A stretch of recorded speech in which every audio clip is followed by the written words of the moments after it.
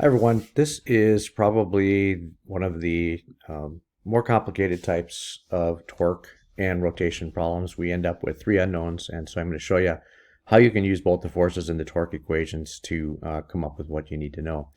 So it might be pretty typical. It's like somebody painting a building or something like that, and they've got a setup. So there's a beam which is 5 meters long, and it weighs 300 newtons attached to the wall with a pin. Okay, that's the green dot that you find right here. So it's a pin that would be allowed to rotate. So it's not the wall itself, but it's a pin which is attached to the wall that's can place a force on the beam. The far end is supported with a cable, makes a 53-degree angle with the horizontal.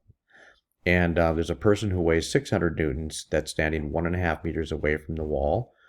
And you'd like to know what's the tension in the cable, right? You don't want a cable to snap, so you want to make sure you've got a big enough cable that's going to be able to support the workers and things like that in an arrangement like this. So this is kind of a classic statics problem where you have to find out some things. Also, you want your pin to be of appropriate strength, right, so that it can also support the weight.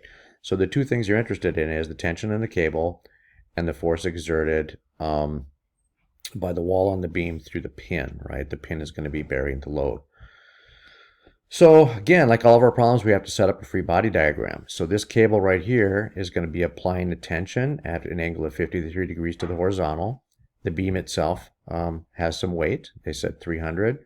The person is twice as heavy. There it's about 600 newtons.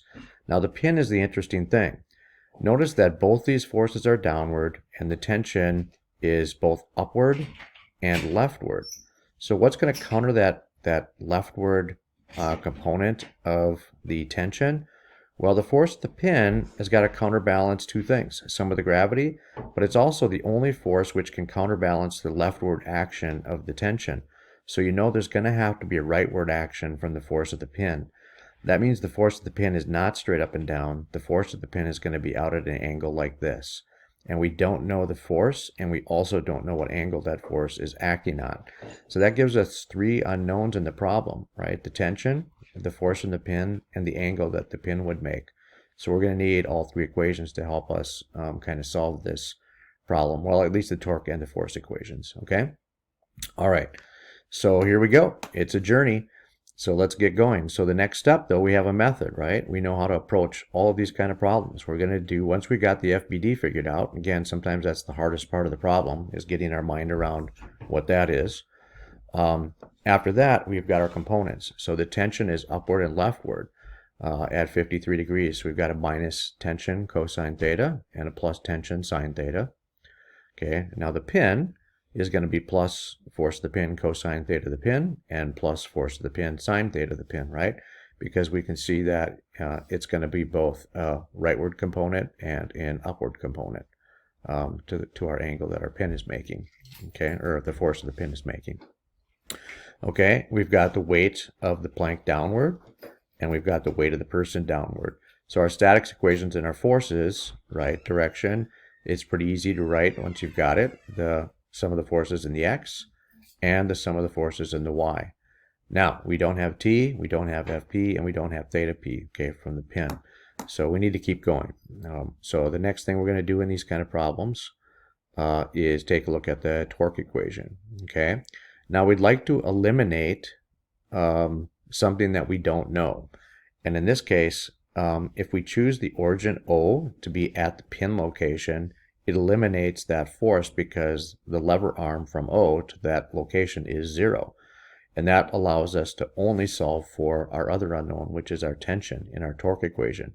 So a strategic choice of O, right, helps us cleverly solve the problem. So we're going to put the origin O of rotation right here, and it eliminates FP in the torque equation. So these three forces have a lever arm about O. The torque, notice, will be counterclockwise, and both the weights will be clockwise torques about O. All right, so let's write the torque equation symbolically.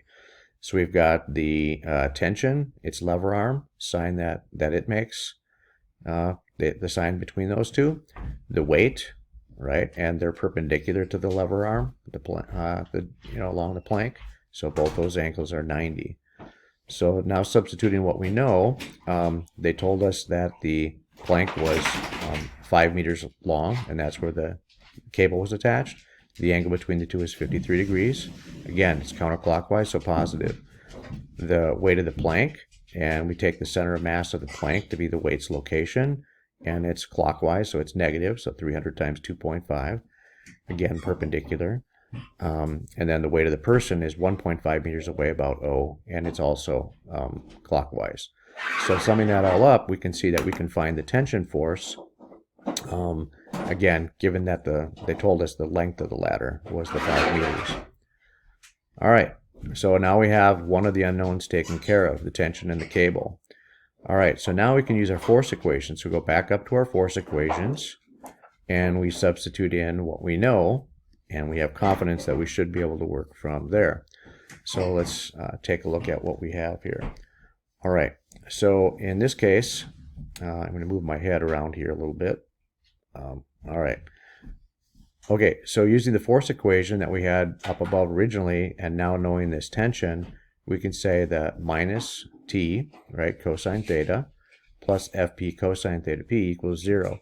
So that allows us to solve for this. And you're like, well, that doesn't help us because we have two unknowns.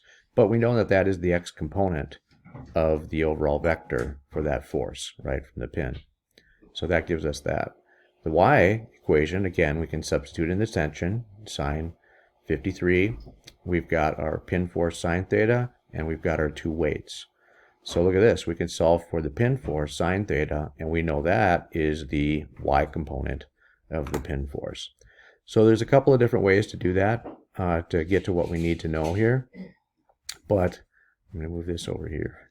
But in this case, we can see that the easiest way to maybe think about this is realizing we can draw our vector triangle and realize we know the x and the y component.